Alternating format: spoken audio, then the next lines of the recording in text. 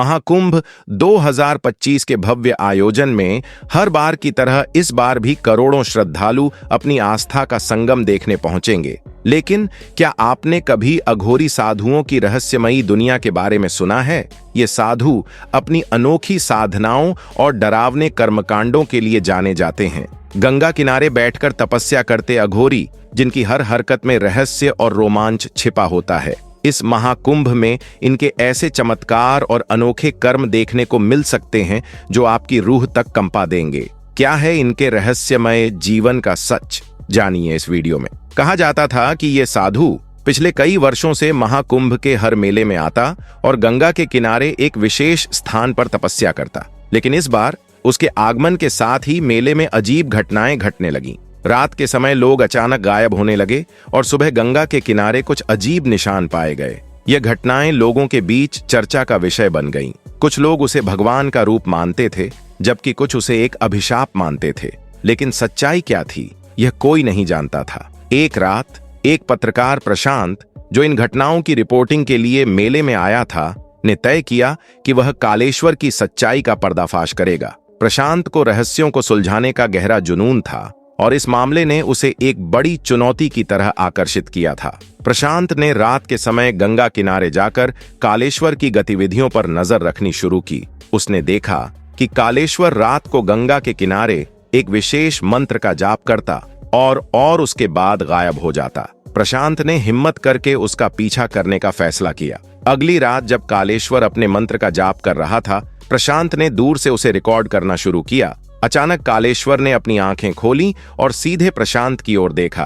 प्रशांत को ऐसा लगा जैसे उसकी आत्मा कांप उठी हो, लेकिन उसने अपने कदम पीछे नहीं खींचे। कालेश्वर ने एक गहरी आवाज में कहा, तुम जो जानना चाहते हो उसके लिए तैयार हो? प्रशांत ने में सिर हिलाया। कालेश्वर ने उसे पास बुलाया और कहा, यह सत्य है, लेकिन यह तुम्हें भयभीत कर सकता है। प्रशांत ने साहस जुटाकर पूछा, आप कौन हैं और यह सब क्या हो रहा है? कालेश्वर ने एक लंबी सांस ली और कहा, मैं वह हूं जो संसार के अंधेरे रहस्यों का रक्षक हूं।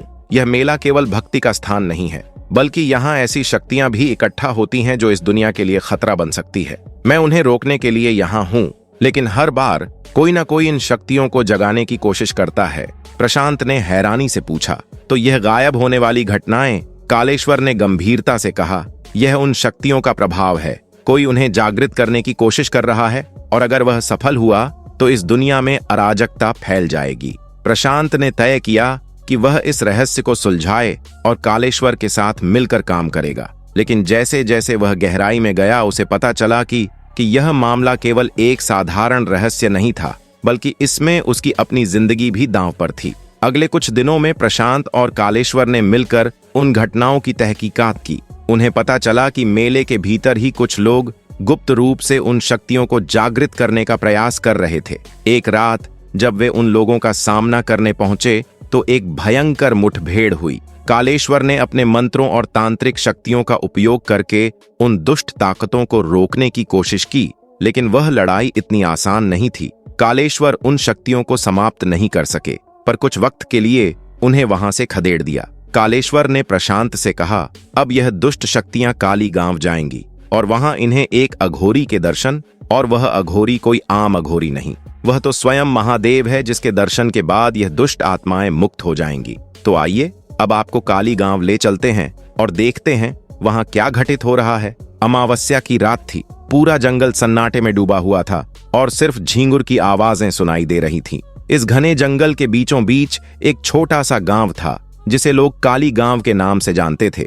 इस गांव के आसपास की कहानियां हमेशा रहस्यमयी रही थीं, लेकिन इनमें से सबसे डरावनी और रोमांचक कहानी थी अघोरी साधु की। काली गांव के लोग कहते थे कि जंगल के भीतर नदी के पास एक खंडहर में एक अघोरी साधु रहता है। वह दिन के समय दिखाई नहीं देता था और रात के वक्त उसकी भयंकर हंसी और मंत्रों की आवाजें सुनाई देती थीं।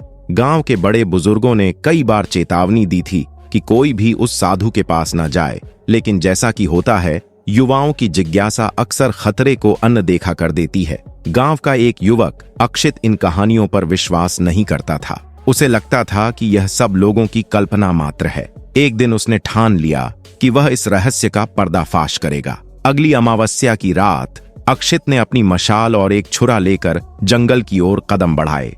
उसकी हर कदम पर सूखी पत्तियां चरमरा रही थी और रात की ठंडी हवा उसके शरीर में सिहर पैदा कर रही थी। जैसे ही वह खंडहर के पास पहुंचा, उसे चारों ओर अजीब सी खामोशी महसूस हुई। खंडहर का दृश्य भयावह था, टूटी फूटी दीवारें और चारों तरफ अंधेरा। तभी अक्षित ने देखा कि एक कोने में आग जल रही है।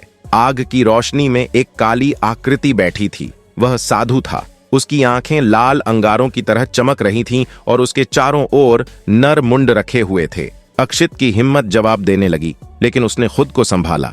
अक्षित ने हिम्मत जुटाकर साधु से पूछा, आप कौन हैं और यहाँ क्या कर रहे हैं? साधु ने धीरे से अपनी आंखें खोली और मुस्कुराते हुए कहा, जो जानने आए हो वह जानने की ताकत रखते हो। अक्षित ने अपनी हिम्मत बनाए रखते हुए जवाब दिया, मुझे किसी से डर नहीं लगता। साधु ने ठहाका लगाया और कहा, अगर ऐसा है तो ये देखो। उसने अपने हाथ उठाए और हवा में कुछ फेंका। तभी अचानक अक्षित को ऐसा लगा जैसे वह किसी और ही दुनिया में पहुंच गया हो। चारों ओर अंधकार, भूतियां, आकृतियां और अजीब। अक्षित का शरीर कांपने लगा। साधु ने कहा, तुम्हारी जिज्ञासा तुम्हें यहां लाई है, लेकिन अब तुम्हारे पास दो रास्ते हैं। या तो मेरे इस रहस्य को समझो और इसका हिस्सा बनो, या फिर कभी वापस न जाने की कसम खाओ। अक्षित ने डरते डरते पूछा, ये सब क्या है? साधु ने बताया कि वह एक साधारण व्यक्ति नहीं है। वह उन आत्माओं के साथ रहता है जिन्हें समाज ने ठुकरा दिया है। उसका काम उन आत्माओं को मुक्ति देना है, लेकिन इसके लिए उसे ऐसे व्यक्ति की जरूरत थी जो अंधकार को सह सके। अक्षित को समझ नहीं आ रहा था कि वह क्या करे। वह वहां से भागना चाहता था, लेकिन उसके पैर जैसे जमीन से चिपक गए थे। तभी साधु ने उसे एक त्रिशूल दिया और कहा, यह तुम्हारे भाग्य का फैसला करेगा। अगर तुम इस त्रिशूल को उठा सकते हो तो तुम इस रहस्य का हिस्सा बनोगे, अगर नहीं तो यहां से सुरक्षित वापस जाने की आशा मत रखना। अक्षित ने डरते हुए त्रिशूल की ओर हाथ बढ़ाया। जैसे ही उसने त्रिशूल को छुआ, उसे लगा कि कोई जबरदस्त ऊर्जा उसके अंदर समा रही है। उसने त्रिशूल को उठाने की कोशिश की, लेकिन वह असफल रहा। तभी साधु हंसते हुए गायब हो गया और अक्षित बेहोश होकर गिर पड़ा। सुबह गांव के लोगों ने अक्षित को जंगल के बाहर बेहोश पाया। जब वह होश में आया तो उसने पूरी घटना बताई, लेकिन उसके हाथ में साधु का दिया हुआ त्रिशूल अब भी था। अक्षित ने धीरे धीरे समझ लिया कि साधु की शक्ति साधारण नहीं थी। उसने त्रिशूल को घर के मंदिर में रखा, लेकिन हर रात उसे अजीब अजीब आवाजें सुनाई देती थीं।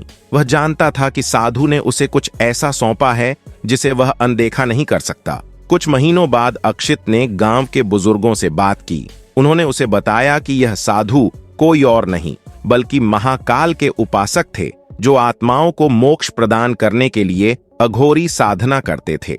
लेकिन उनके बारे में यह भी कहा जाता था कि जो उनके रहस्य में दखल देता है वह कभी सामान्य जीवन नहीं जी सकता। अक्षित ने ठान लिया कि वह इस रहस्य को पूरी तरह समझेगा।